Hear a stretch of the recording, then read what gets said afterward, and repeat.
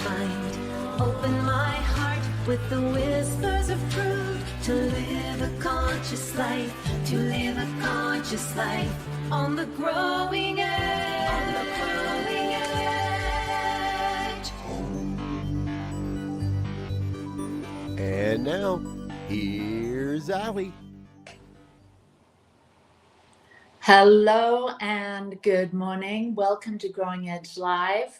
I'm Allie Benjamin, and it is my great joy to be here today. We are having our monthly Enneagram chat today, and I have a special guest back again, Diana. Welcome back. I'm so glad that you're here with me to have a chat about the Enneagram.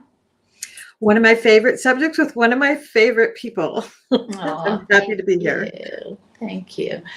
So here at the Growing Edge Live, we love to have conversations with soul-centered individuals that are channeling their time, their talent, energy, their resources, their love, their creativity into doing great work in the world. And Diana does that.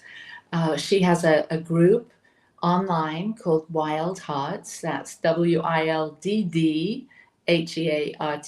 There it is online for you. And you go to wildhearts.com to find out more about Diana and what she offers. She also has a wonderful Enneagram conversations going on on a platform that you can subscribe to. She's going to tell us a little bit more about that. So everything Enneagram, you can go to and talk to Diana Soroka about that. Or me, obviously. AllisonJBenjamin.com is where you can connect with me. And both of us love to support people on their journey of self-discovery through looking through the lens of the Enneagram and so much more, because the Enneagram's sort of just the tip of the iceberg, really, when you're wanting to dive deeper into self-discovery. Anyway, so Diana, tell us a little bit about what you've got going on, because I know that some of these things you've been doing for a while, and some of the things that you're doing on this school platform, that's kind of new. Right, yes. Well, when I retired from education some years ago, I was compelled to do more. I've always been a deep thinker on the personal development track, very spiritual.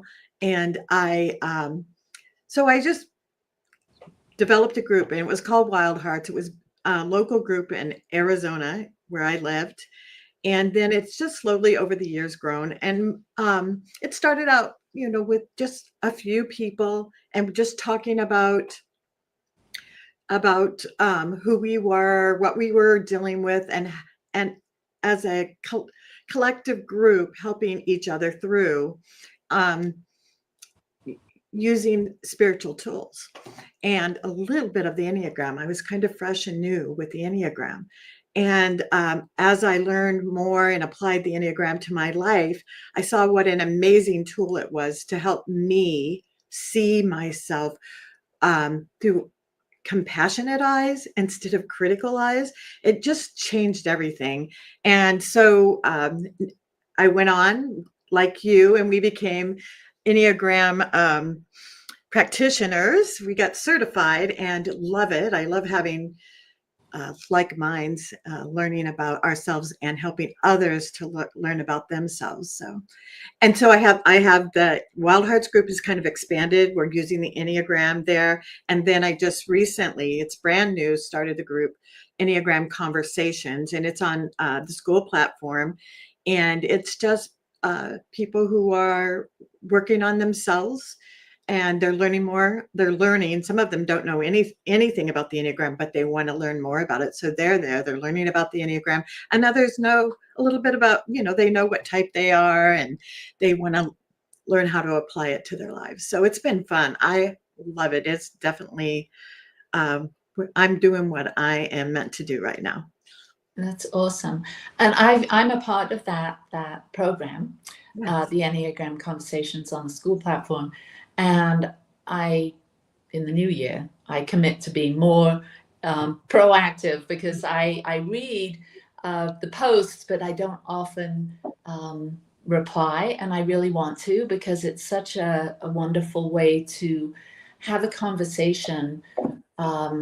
Social media is one way all of us have been keeping track of our friends and our family, and maybe having conversations here and there. But something like this, where it's a specific conversation that goes on, indefinitely, about a particular thing that you're interested in, that's such an opportunity to learn more about yourself and have real life conversations. Maybe you don't have people in your area that know about the Enneagram or whatever topic you're interested in, but here in this instance, it's the Enneagram. And so it allows for a network to be formed and have conversations, so we can deepen our own understanding of ourselves, our others. And like you said, when we find out about our Enneagram type, it really opens us up to see how connected we all are, and how we are all sort of locked into our particular personality.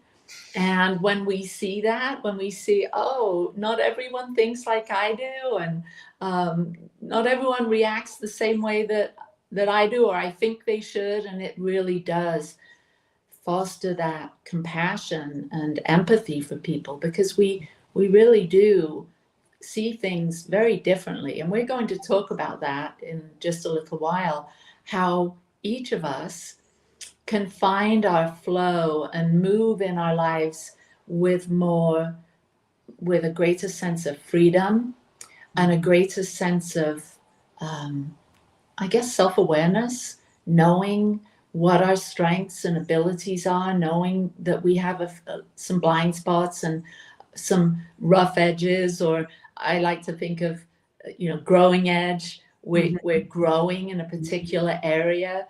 And so I think I've been on my spiritual path for decades, and I think the Enneagram, which I've only really started diving into a few years ago, has really added an extra nuanced layer or level of languaging to self-discovery and to the spiritual path. And not everyone that's interested in the Enneagram is necessarily spiritual, but there are a lot of authors and teachers that combine the two. Yes. Spirituality with the Enneagram.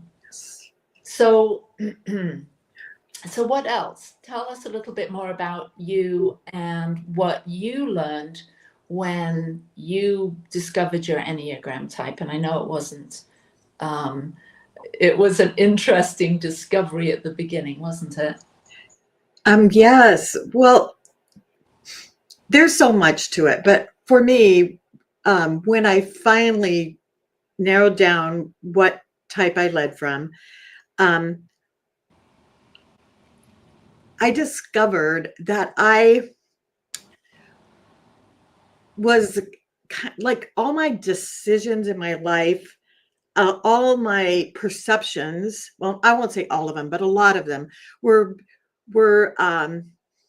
compelled by something that happened when I was a very young girl that I had put out of my mind. And it was simply that I told on my father for kissing another woman, and my family disintegrated. My parents split up, and I always felt this sense of abandonment and rejection. And so what I noticed after understanding that was that a lot of the pain, the pushback, the barriers I had in my life were based on that something that happened when I was 4 years old, and they did not necessarily have anything to do with what was happening currently. And so when I saw that, I was able to say, okay, that's what that is. I can let that go. That has nothing to do with this. I can, choose to see this for what's happening now. It just took this attitude I had away, and I was able to be more present and deal with things as they were. And that was a blind spot. That's what they call a blind spot. I thought I knew all my blind spots, but I'm finding that I don't. And so it was really an amazing discovery, and it really changed my life.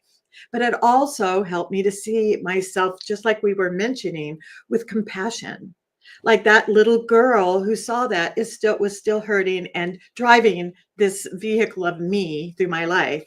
And so I was able to, soothe her and calm her down and tell her she didn't have to worry about that anymore, that I was the grown up and I would handle it. So it was amazing. Yeah, I think same with me. My childhood definitely has been running the show for most of my life. And as I've matured and as I've done all of the studies and spiritual work and healing work that I've done over the years, it's definitely helped. But in those instances when something goes south, when I get triggered, when a loved one, I fearful of a loved one's safety or whatever it might be, and I'm the same as you. I had those abandonment issues. My parents divorced when I was 5. My mother moved to United States. I stayed in England. And so I had always had this part of me, this little girl that was super fearful of being abandoned, of not being cared for, of not being considered. And so without me really understanding, and the Enneagram definitely helped me to build a language about this part of me, this personality, and I lead with the 4. I could see that in those instances when I get upset or triggered, I will sort of devolve, become sort of this unhealthy, wounded, overreactive part of me that is fearful of saying the wrong thing or upsetting someone. And so all of that was going on whenever I'd get triggered. And then what would happen typically is I wouldn't handle situations well. And after the whatever it was had passed, I'd always think afterwards, why did I overreact like that? Or what? It was always very confusing to me because in I'd say 75% of my life, I'm able to act appropriately and be my inspired self and what I call be above the line. Yes. But in instances when I get triggered, I devolve, I go below the line to where I feel confused. I feel like life's happening to me rather than when I'm up in a higher space, I feel way more empowered and way more my authentic self. And so I think understanding your Enneagram type, especially the shadow aspects, those parts of our personality that maybe we haven't given time to or attention to those parts. And so they haven't had an opportunity to be comforted, soothed, matured. And so I think for me, that was probably the biggest gift of the Enneagram, is seeing these little parts of me that were still in a trauma response or still trying to make sense of life, and then give them some attention, listen to them, and then heal those parts. And it's a process. I don't think, there's just this week, is it the weekend? Yeah. I don't even know what day of the week it is.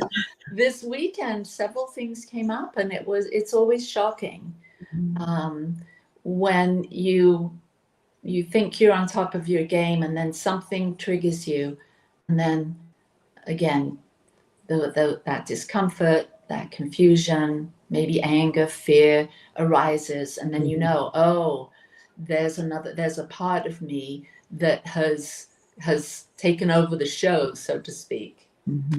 So do you have anything to say about that before we move on? Yeah, I want because this is about being in the flow. I want to share an example of something that happened not too long ago in my life that really exemplified what you are talking about right there, and also about how it kind of demonstrates how the Enneagram has made my life better.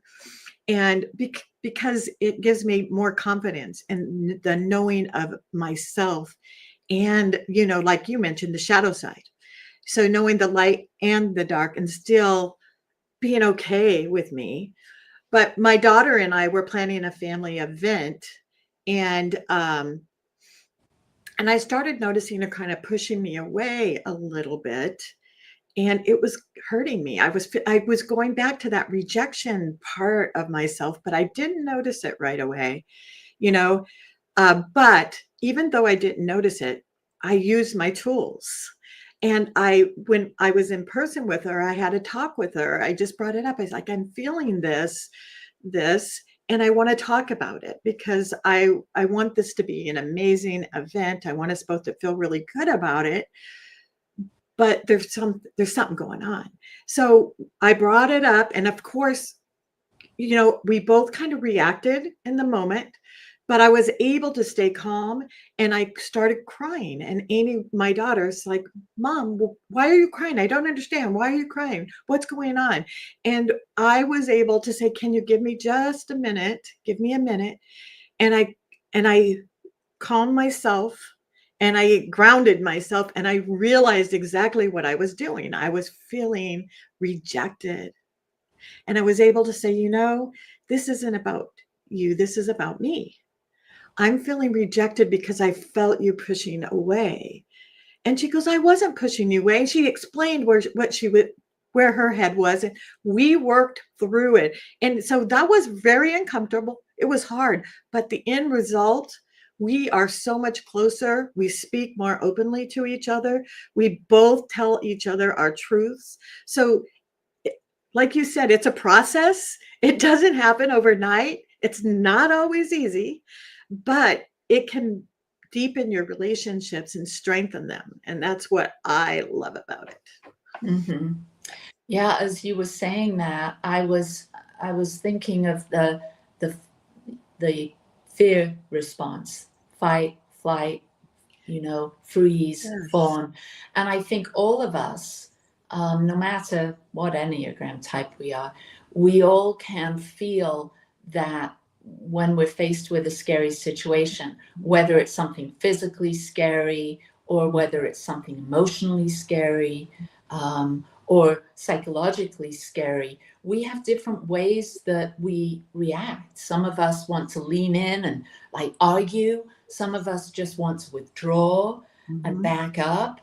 And some of us are just frozen with just like can't even find words. And so that would be an interesting thing to explore. Maybe we could do another episode where we talk about the fear responses, Yes. to situations like this, because this is what I love about self-discovery, about doing work on ourselves. We get to make sense of why we do what we do, because at the end of the day, we're here on planet Earth to have meaningful, deep relationships. Well, not all deep, but meaningful relationships, or at least healthy relationships with everyone. And I think that's, for me, the Enneagram has helped me understand that more than anything. Okay, there's a way, there's things that we can both do, my husband and me, or you and your daughter, or whomever you're having a conversation or maybe a uncomfortable moment with. We can start to say, wait, stop. I'm feeling, and for me, I have a tendency to withdraw. Yes. When a fear comes up for me, I want to run away. I want to go lock myself in my room and just obsess about what just happened, typically.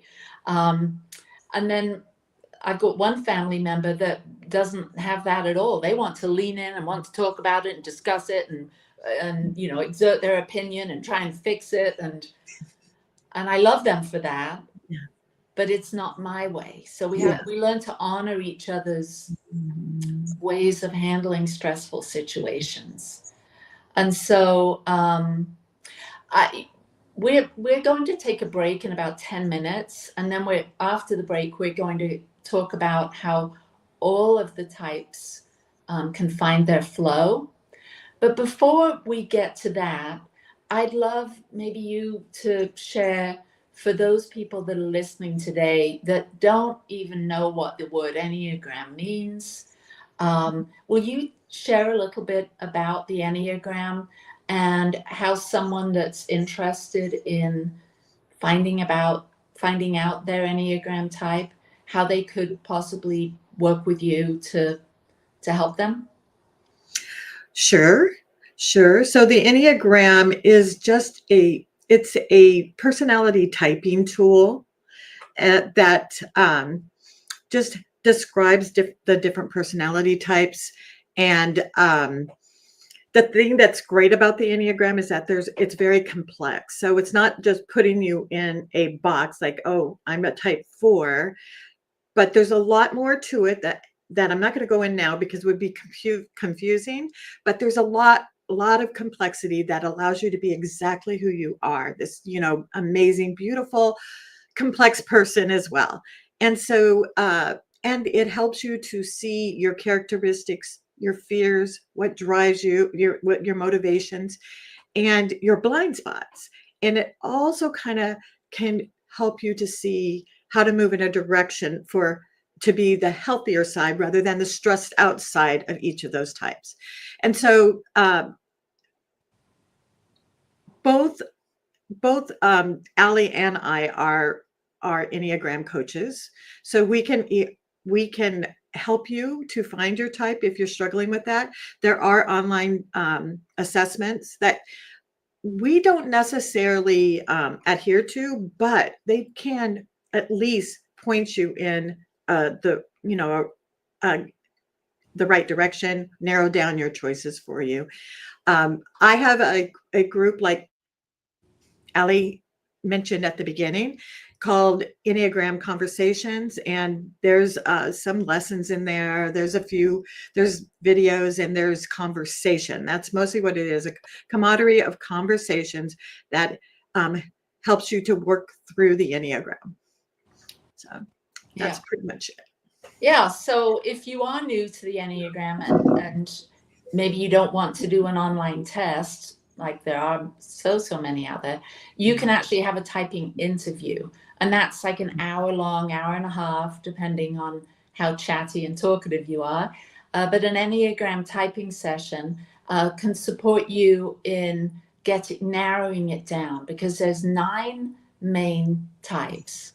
And so type number 1 is the reformer or the improver, sometimes known as the perfectionist. Type number 2 is the helper. Type number 3 is the achiever, sometimes known as the performer. Type number 4 is the individualist, sometimes known as the artist or the romantic. Type number 5 is the investigator. Number 6 is the loyalist. Number 7 is the enthusiast or the epicure. Is that the right one? The adventurer, sometimes known as. And then we have number 8, the challenger or the protector. And then number 9, the peacemaker. So there's 9 main types. And then there's, like Diana said, lots of other subtypes. So yeah, it doesn't put you in the box. It helps you to see the box that maybe you've been existing in. So it really broadens our perspective, so we can have greater access to parts of us that maybe we haven't even given any time and attention to. So maybe if you're a 4 like me, you learn that, oh, I can lean in to the neighbor on the side of me, my 5 wing, and I can become more interested in studying and more interested in going deeper or quieter. Or maybe I lean on my 3 wing that gives me an opportunity to tap into that side of me that is productive and motivated and wants to achieve and maybe develop my inner performer. So it sort of helps me move out of my individual space where I commonly live to just bring some air in. It's like being in a box and then opening the windows. It lets the air in so you can see, oh, yeah, I'm typically or traditionally this person with these traits, with these behaviors, with these particular quality thoughts. You mean I can open a window and allow some extra energy in? Yes, we can all let extra energy into our lives. And this is what the journey of self-discovery and self-awareness does for us. We realize we're not just our personalities. We get to be the ones that develop our personality. We don't have to be who we were yesterday, and we may really enjoy who we were yesterday. We're not probably going to change that much, but we can bring other aspects in. We can give more attention to parts of us that maybe we haven't given permission to come on board, come online, express as. And so, what time is it? I think we're going to take a short break, and then we're going to come back and we're going to work through each of the types and share all the ways that we can find our flow.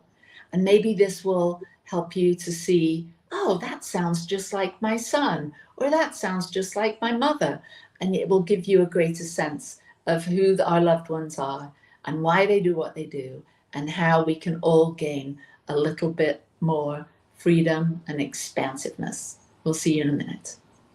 Please help us say thank you to our organizational sponsors, including the Hefferland Foundation, Affiliated New Thought Network, International New Thought Alliance, Science of Mind Archives and Library Foundation, Center for Spiritual Living Denver, Center for Spiritual Living Midtown, New Thought Philadelphia, Planned Happiness Institute, Summit Center for Spiritual Living, One Heart Retreats, Center for Spiritual Living on the Lake, Unity Kitchener, Unity Spiritual Center Ottawa, Om Center for Spiritual Living, Satya Center, Begin Within Ministries, Center for Spiritual Living North Jersey, Unity of Savannah, and the Center for Spiritual Living Seattle,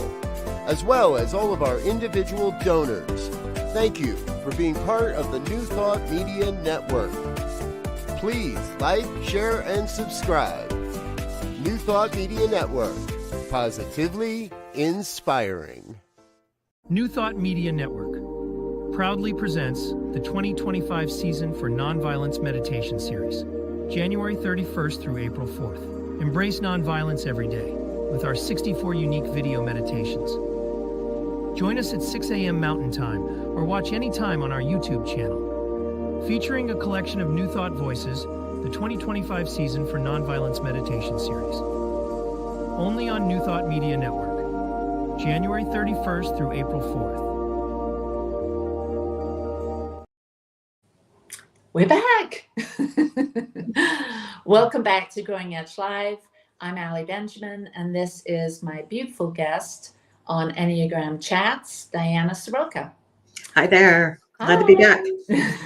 So we're going to have a little dive into each of the types. Should we start with one, or should we start with 8, or where would it make sense? Let's start with 1. Okay. So type 1 is named the Reformer, and these individuals are very principled. They're organized. They like things to be a certain way, the way they like them. And being a reformer or an improver, or the perfectionist, as some call it, they can have a real loud inner critical voice. And this is pretty much going on most of the time. And for those that have done self-work and come to understand this voice, many of them report that they've learned to tame this voice a little bit and given it a label of inner coach versus inner critic. And I think that's really helpful. And just because we're talking about type ones, this is all of us. We all, wherever you might lie on the Enneagram chart, we have access to all these different aspects. So none of us live in just one of these numbers. We can always expand our reach, our energy into bringing this into our own lives. So if you have that inner critical voice, you may want to think when you hear it, can I take this inner critic as more of an inner coach? Can I sort of morph these words into more friendlier, kinder words within myself? And so the reformer or the improver can maybe get more into their flow by practicing a little bit of self-compassion. I always think of when I'm in that place of being self-critical, just stopping. And I like to think of the word stop as surrender to the one power, or surrender to presence. And stop in that moment and just offer myself some self-compassion, just gentle, and allow for imperfections. Because if we have that high standard of thinking everything needs to be a particular way, and it's not, there's this black and white kind of thinking. So for the ones, the people that lead with a type 1, or if you relate to this idea of having this inner critic, maybe stop, offer yourself some self-compassion, and know that even in the things that we perceive as imperfect, there's a particular acceptance of the way things are in that imperfect state. Do you have anything to say about ones and how they can find their flow? Well, I will just add that sometimes type 1s are called the perfectionists. So, and it goes with those high expectations of themselves that you mentioned before. And so I think sometimes just focusing on the purpose behind the action and not that perfection of the outcome helps. So like instead of being concerned about how beautiful the table looks, maybe focus on enjoying the time with the family instead of the table looking perfect. You know, that kind of thing can help, like remembering why you're doing it. Yeah, I really get this sense that, you know, ones are in the body triad. And so for ones, it's a lot of their attention is on doing and fixing. And so allowing things to be as they are, and maybe leaning into, like he said, you know, what else is going on here? Are there relationships I can attend to? And so I think that when we get fixed in certain patterns of reacting, or our normal way of doing things, to sort of to expand it out from, life isn't just about doing, life is about loving, life is about thinking in new ways. That way we can draw upon these other intelligence centers within us, because we have this thinking center, this feeling center, and then the belly or the gut is the doing center. And for the ones, they're in that belly center, so they could also tap into the feelings and the thinking. So ones find their flow by self-compassion. And what was was the meaning behind? Yes, the intention and the meaning behind what they're doing. Perfect. Yes. All right. Number 2s. Do you want to talk about 2s? Okay, 2s are known as the helper, and a lot of time they get their sense of worth by doing and being of service to others, they think a lot of times they feel like they have to do or be of service to receive love. So I think that for the two, the flow might happen when they can balance giving with receiving and let others take care of you sometimes. So say yes to help when it's offered, even if it feels a little strange or unnatural, and flow into the gratitude, for the people who want to support you. Allow that to happen. What do you have, Dad? Well, my husband's a 2. And so it's been such a journey. We've been married for almost 30 years. And there was a time when we had this huge epiphany, because he's so attuned to helping others. He's so focused on giving his energy that he didn't even know what he wanted, what he valued, what his needs and wants are. So I think for 2s, to find your flow is to find out what really matters for you and be able to share that with your loved ones, that so they can start to give some of the things that you really value, start to support you. I know, well, this is the perfect example. My husband is skiing today, and for years he had some guilt about going skiing and leaving me at home. And once we had this awareness about him fulfilling his own needs, of prioritizing himself, then it was way easier for him to take that time and not feel guilty about going, because everyone's important. Everyone deserves to do what they love and have their needs met. And so prioritizing yourself, I think, is a way that 2s can expand their flow. And also to give from a real sense of abundance, rather than giving from a sense of seeking approval or out of obligation, to really tap into that idea that I have an infinite amount of love, creativity, whatever, and I can give from that space, versus from a place of, I want you to love me, I want you to approve of me, so I'm going to do these things for you. So I think that's a big freedom flow for the 2s. Yes, and I agree. And like you mentioned before, the centers, types 2, 3, and 4 are from the heart center, and they deal with that guilt and shame. That's a big motivator for them. So they always have to look out for that, that I don't do for myself, or I don't do what I want, or I'm not sure what I want because maybe I'm not worth it. And that comes from that shame area. So. Another thing you can tell, I'm in a relationship with a 2.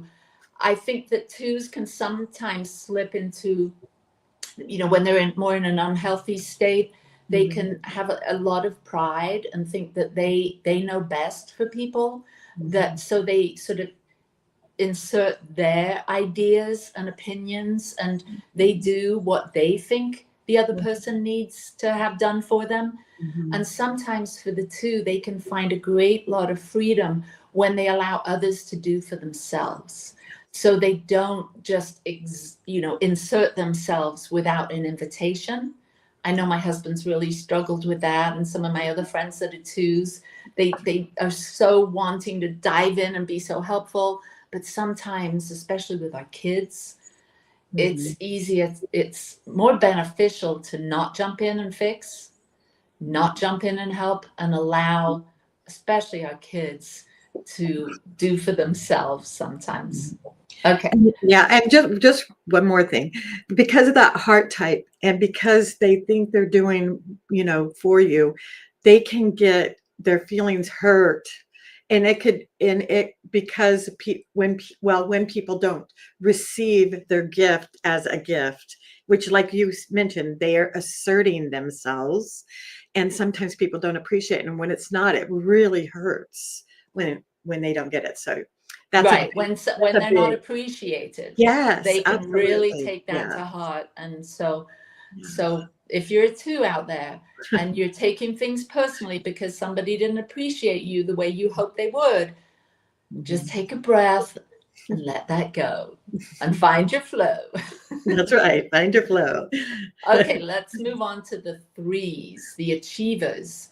Now, the achievers, the performers, these folk are just so tuned in. Their personality is to be doing, to be performing, to be achieving. And somehow they've tied, in many instances, they've tied their self-worth to what they do and what they can achieve. And so if they're not seen for that, if they're not noticed for that, that too can be really hard for the threes if they're not acknowledged or seen in that way, or they don't make a connection with you through what they're doing. They can take that very personally. And so for the threes, I think my biggest thing for them is to understand why you're doing what you're doing. Get a sense, just really tune in to, am I doing this, whatever it is, this job, this action, this thing that I'm involved with? Am I doing this out of a sense of seeking some recognition from the outside? Or am I doing this because I really love it? And it's probably a bit of both, but the where you can find your freedom is connecting to your why. Why am I doing this? And why is it of value to me? Because again, the heart triads, the people, the twos, the threes, and the fours, they're focused out there a lot, when sometimes the focus needs to be right here. Why is this important for me? How about you, Diana? Yeah, and I would just add that they're goal setters. They love to check the boxes on the to-do list. Being productive is just an amazing feeling for them. I resonate with them for sure. They're competitive and they like that rush of finishing a project or crossing the finish line. That's a big thing for them. And so I think for a three, getting in the flow might become when you're like fully present in the moment, not thinking ahead, what I need to do, what boxes do I need to check off next, stay, and even maybe even celebrate a non-tangible success, just like making somebody laugh or feeling peaceful during, the morning or something. That would be something to help you get a type three get in your flow. Right. And one more thing. Oh my gosh, we probably have to have a part two to this conversation. Type threes can be known as the chameleons. They shapeshift. They become who they think they need to be with whomever their audience is or their person is or the situation they're in. And so this is a great gift of theirs to be able to shapeshift and fit in. But another way to find your freedom is to dive into who you are authentically. Find your authentic characteristics and the way that you actually want to express yourself if nobody's watching. And start to explore that. That might give you a greater sense of authenticity, of individuality, and find your flow that way. All right, moving on to the fours, the individualists. Diana. Yes, well, the individualists we both know pretty well since we both lead from type four, and type fours are deeply connected to their feelings. They know the good, bad, and ugly of them, of who they are and how they feel. They can be a little bit dramatic at times and go to the dark side at times. They're very creative. Allie's an artist. I'm a writer. Allie's an artist, a writer, and everything. I'm mostly a writer. And we love to create. We love things to be beautiful, our surroundings, our energy, everything just to feel just right. And so I think to get in the flow is whenever we can release the pressure of always being deep, being profound, being meaningful, because we feel like things just don't matter if they're not deep, profound, or meaningful. And so it puts a lot of pressure on us and takes a lot of time. And we're always in that space. And if we're not, it doesn't feel right. But what I've learned, and what I think is getting into flow, is just sometimes to let life be simple, joyful, and just be present. Embrace the beauty of just the ordinary, everyday moments, like the smell of cookies baking for the holidays, or music playing in the background, or just sitting and watching nature. That's my get in the flow 4-4. And my get in the flow 4-4 is, many times we're focused on what's missing. And we have envy for others that seem to have something that we don't. And I don't mean tangible items. I mean a sense of peace or joy that we may feel is missing in our own experience. And so there's this great longing for many fours. So the flow, or the freedom flow, is about being grateful for what you have, to really count your blessings, because sometimes we overlook what's right in front of us and are searching out there for what we think is missing, when it really is, there's so much to be grateful for in the here and now. All right, number 5, the investigators. Now, these individuals are the most introverted type on the spectrum of the Enneagram, and they really value their alone time. They can be quite engaging and extroverted if they're sharing something that they're deeply interested in. They're highly intellectual. They are hungry and thirsty for knowledge. And so they can be very expressive if they're sharing something that means a lot to them. But they can also be very quiet and prefer their alone time. And so they can balance this by making sure they take time to engage with the important people in their lives, and not spend all their time trying to gain knowledge and understanding and wisdom. How about you, Diana? And I would just add that the flow for type 5 probably comes when you get out of your head, get into your surroundings, and, just put the research down and just dive into life in the present. Beautiful. All right. So we don't have much to say about the 5s. Okay. 6s, the loyalist. Yes, the loyalist. The loyalists, they are guardian, also known as guardians. They're security minded. They sometimes have a little difficulty trusting others until others prove that they're trustworthy. They care deeply about the people that matter to them, and they want them to stay safe. So they're thinking, what if? They're sometimes thinking worst case scenarios. They can worry. So I would say that for the loyalists, the getting in the flow happens when, and I forgot to mention that type 6 often have trouble trusting others, but trusting themselves and what they think and what they do, and if they're doing the right thing, or if they're going to make a mistake. So when they can start trusting themselves and having confidence in their own knowledge and their own ability to handle life, and try to let go of all those excessive what ifs, that could help them to stay grounded in the moment instead of planning for every possible scenario. So I think type 6 do really good with taking breaths and stopping their minds from spiraling, and maybe think to themselves what's true and good in this moment right now.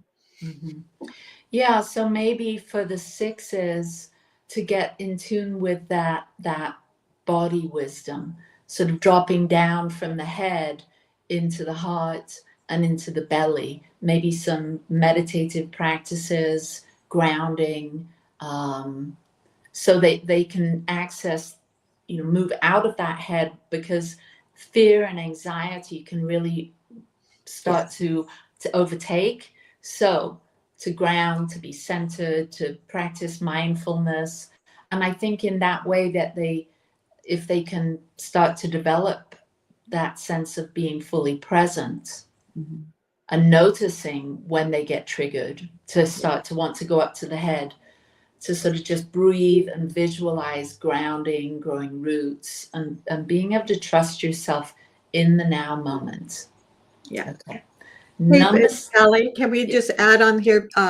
We mentioned that the 8, the 9, well, we haven't got to 9 yet, but the 8, 9, and 1 are in the body triad, and they're kind of fueled or wrapped, motivated somehow by anger. And then the 2, 3s, and 4s are in the heart, and they're motivated by or wrapped around with shame. And then the 5, 6, and 7s are in the mind or the head triad, and their fear is their there's sort of underlying yes, energy. yes, right. Thank you.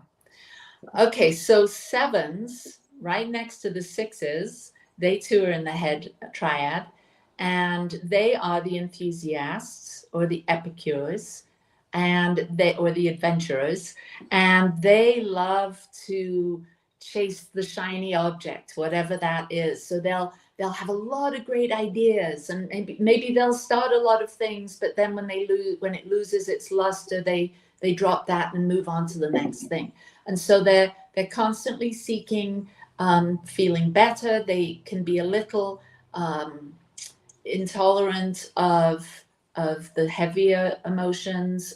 They find it difficult to be with people that maybe are experiencing struggle or sadness.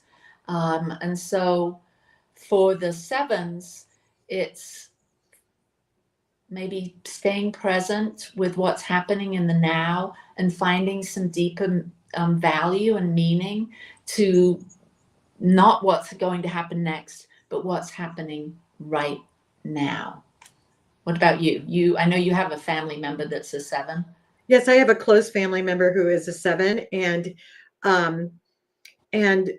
he likes to, and it's probably because he is now successful, but he likes to tell about his 28 or 29 or maybe 30 failures in his life, because he jumped from one thing to the other, and he didn't stick it out. He didn't persevere, make things work.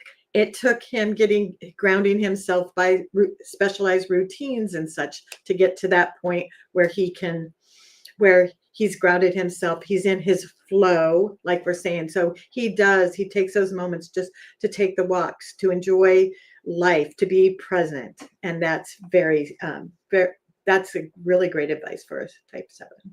Great. All right. Number 8, the challenger or the protector. What do you know about those folk? Well, I know a lot, and I absolutely adore these challenging challengers. They have big energy, and oftentimes you can feel them before they even walk in the room. They may not even say a word, but you can feel their energy. They're big. They don't like to go to vulnerable places. They like to be in charge. They like things to go their way, and they don't hesitate to let you know that in one way or the other. They're often the boss, the leader, but they can also at times be intimidating, and they can sometimes run over other people's feelings without even realizing it. But the amazing thing I think about the type 8 is that they have this very big teddy bear heart that they protect. So they protect themselves and others by not showing this. They're the ones who'll be out there standing for justice, standing up for what they believe, and protecting the people they care about. And so one way they could stay in their flow is to soften that grip they have on other and let others step into their lives. Trust in the process instead of feeling the need to always control every detail. That's my advice for how to stay in the flow for a type 8. Yeah. My dad was a type 8, and even though he had this tough exterior, there was a very sensitive heart inside. But he was so he didn't reveal that really to anyone, but you could, if you knew him well, you could sense that it was there. And so to find that flow for an 8 is maybe, tone it down a bit. And to be a bit vulnerable, just try it on once in a while and see if that doesn't deepen connections with those that are important to you by softening a little bit. All right, so now we've got the last one, the peacemaker, the type 9. And the peacemaker, they are wonderful individuals that everyone loves to have a type 9 as a friend. They are very joyful and optimistic, typically.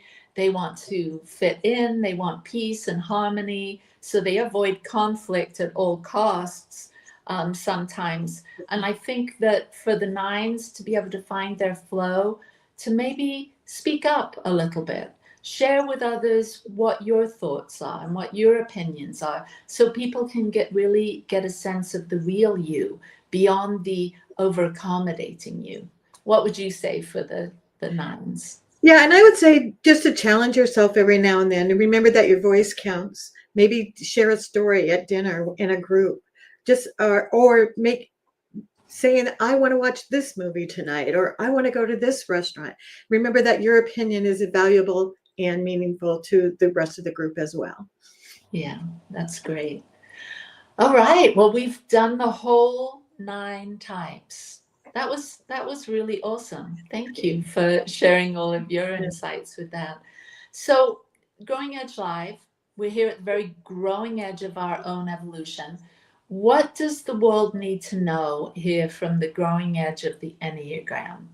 Is there any last thing you would share with our viewers today based on what you're seeing in the world today and how we might be able to, with this Enneagram wisdom, share something to help people find their flow, whatever type they are? Yeah. Well, I think that the Enneagram helps you to uncover your truest essence of who you are, love yourself, and not just say I love myself, but to feel it. And when you do that, it emanates out into the world. And I think that that's what these people like me and you and so many others, thank goodness, who are sharing their light. We need to get down to the essence of who we truly are, and share ourselves. Beautiful. Well, you heard it here, everyone. Thank you so much for being here today. Thank you to New Thought Media Network and our beautiful producer, Laura, today. Thank you, Diana, and thank you for watching. We're here for you. Don't hesitate. If you want to connect with us, you can find us at Wild Hearts with 2 Ds or AlisonJBenjamin.com.